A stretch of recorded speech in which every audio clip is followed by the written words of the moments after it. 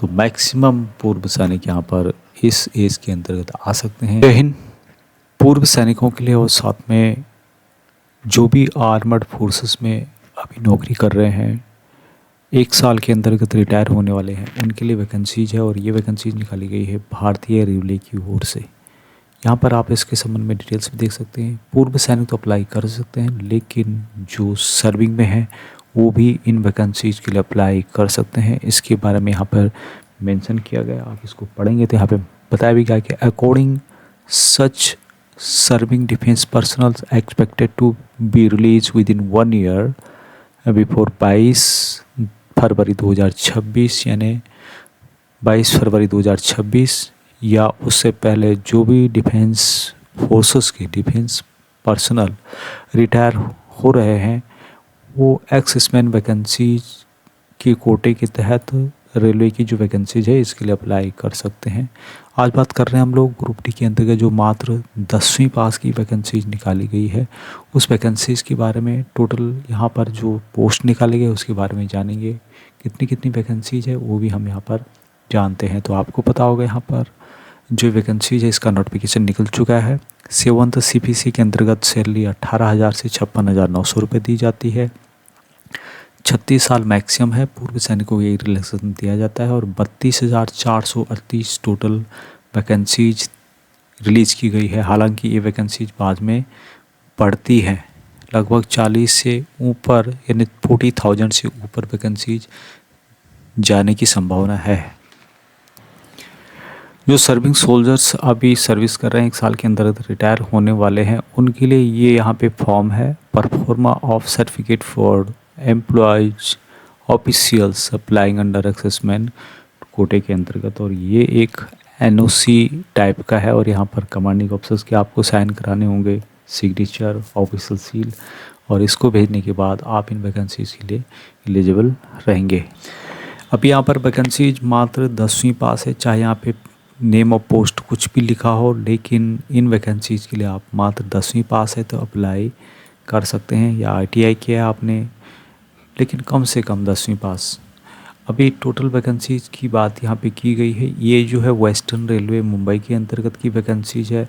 एक्सेसमैन का कॉलम यहाँ पे आप देख पा रहे होंगे, जो कॉलम यहाँ पर दिया गया है एक्सेसमैन का, और टोटल वैकेंसी यहाँ पे है 4,672 वैकेंसी, जिसमें कि 936 वैकेंसीज मात्र पूर्व सैनिकों के लिए रखी गई हैं। नॉर्थ वेस्टर्न जयपुर के अंतर्गत राजस्थान टोटल वैकेंसीज है 1,433 और जिसमें कि पूर्व सैनिकों के लिए 284 पोस्ट रखी गई हैं। हुबली के अंतर्गत जो कि वेस्ट बंगाल में है साउथ वेस्टर्न रेलवे, यहाँ पर जो टोटल वैकेंसीज है 503 है, जिसमें कि 101 वैकेंसीज पूर्व सैनिकों के लिए रखे गए हैं। उसी तरह से जयपुर वेस्टर्न सेंट्रल रेलवे, और यहाँ पर भी 1,614 पोस्ट है, जिसमें कि 323 वैकेंसीज डिफेंस फोर्सेस के लिए रिजर्व है।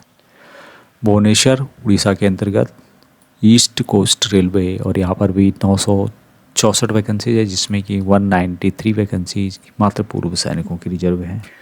बिलासपुर के अंतर्गत यहाँ पर 269 वैकेंसीज पूर्व सैनिकों के लिए है और टोटल वैकेंसी 1,337 रखी गई। अभी बात करते हैं देश की राजधानी न्यू दिल्ली के अंतर्गत नॉर्थ रेलवे न्यू दिल्ली, और यहाँ पर वैकेंसी टोटल 4,785 है और लगभग 1,955 वैकेंसीज पूर्व सैनिकों के रिजर्व करके रखे गए हैं। साउथ रेलवे चेन्नई के अंतर्गत टोटल वैकेंसी निकाली गई है 2,694 और 540 vacancies only reserve for exserviceman. Gorakhpur में टोटल वैकेंसी 1,370 1,370 वैकेंसीज, और जिसमें कि 274 वैकेंसीज डिफेंस पर्सन के लिए रिजर्व हैं। नॉर्दर्न फ्रंटियर रेलवे गुवाहाटी के अंतर्गत 2,048 वैकेंसीज है, जिसमें कि 409 वैकेंसीज डिफेंस फोर्सेस के लिए रिजर्व हैं, जो भी रिटायर हुए हैं पूर्व सैनिक।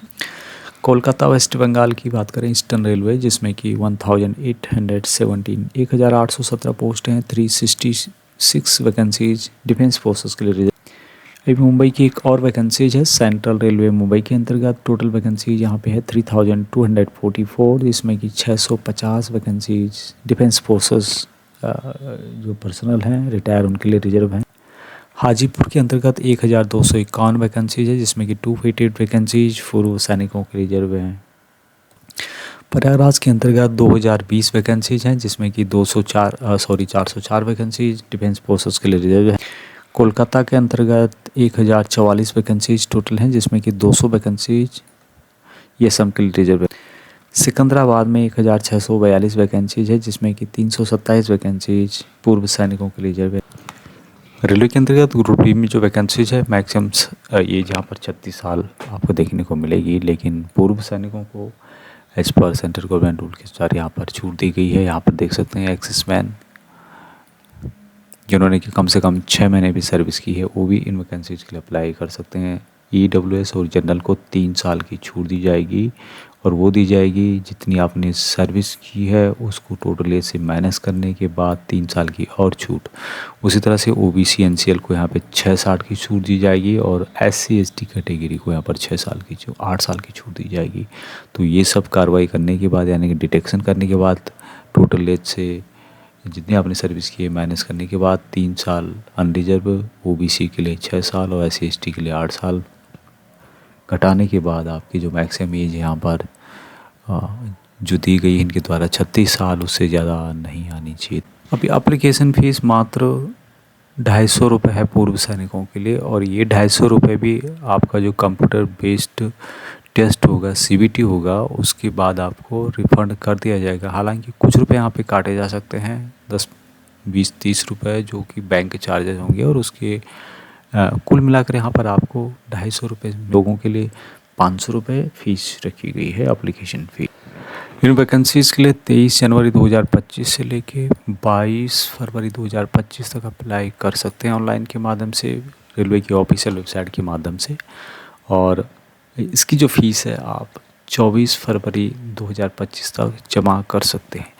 मॉडिफिकेशन करना एप्लीकेशन में तो 25 फरवरी से लेके 6 मार्च 2025 तक किया जा सकता है, लेकिन जितनी बार आप मॉडिफाई करोगे उतनी बार आपको यहाँ पर फ़ीस देनी होगी, जो भी यहाँ पर इनके द्वारा फ़ीस फिक्स की गई है।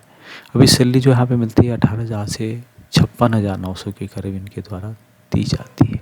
कुछ क्वारीज भी पूछनी है आपको जो है सबमिशन से रिलेटेड, अप्लाई करने से रिलेटेड, ऑनलाइन एप्लीकेशन से रिलेटेड, तो यहाँ पर नंबर दिए गए हैं। इन नंबरों पर आप 10 बजे से लेके 5 बजे शाम तक ऑल वर्किंग डे में पूछ सकते हैं।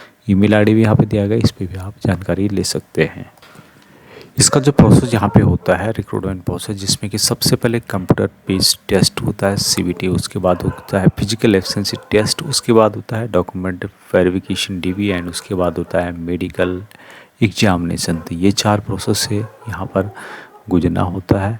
अभी बात करें यहाँ पर जो कंप्यूटर बेस्ड टेस्ट होगा, जिसमें कि किस टाइप के क्वेश्चन पूछे जाते हैं।